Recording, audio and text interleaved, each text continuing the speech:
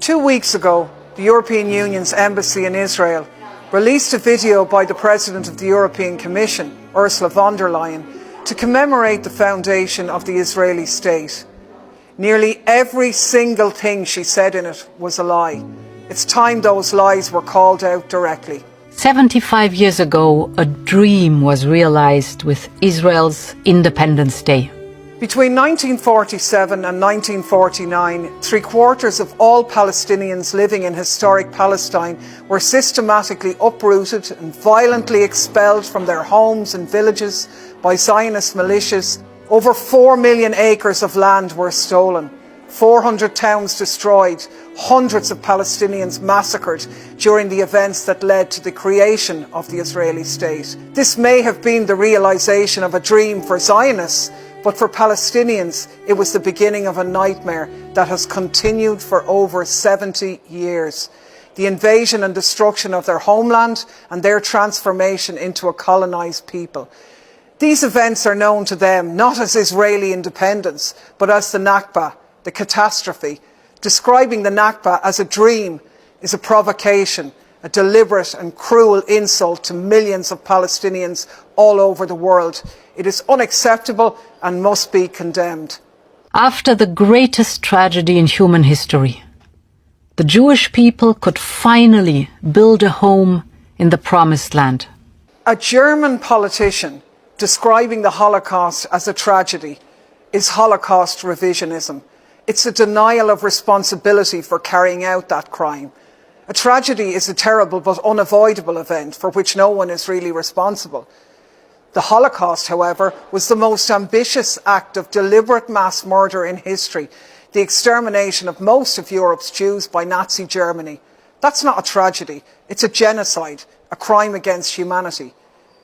German politicians are the leading Zionists in Europe today. From right to left, Germany's political class back Israel through thick and thin. In return, the Israeli state is expected to help the German establishment to leave its Holocaust guilt in the past.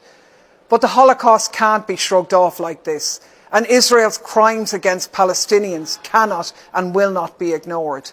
75 years of dynamism, ingenuity, and groundbreaking innovations. You have literally made the desert bloom. Israel did not make the desert bloom. The very phrase "make the desert bloom" is an infamous Zionist lie, which denies the prior existence of Palestinians in their own homeland. It's so brazen in its revision of history that it's the equivalent to proposing that the earth is flat. And to hear a notorious propaganda lie like this come out of the mouth of the President of the European Commission is beyond disgraceful. Palestine before the occupation wasn't empty. It wasn't a land without a people for a people without a land.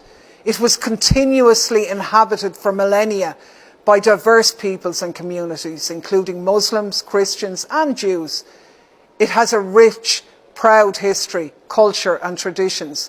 The region was blooming long before the Zionist occupation, and it still blooms despite it. Europe and Israel are bound to be friends and allies. Your freedom is our freedom. Seriously? Israel's freedom is Europe's freedom? Where does that leave Palestine?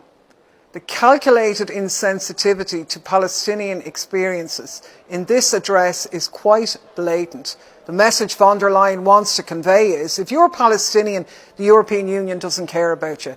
Well, let's be very clear about this. That's another lie. Many, many people in the European Union do care about you.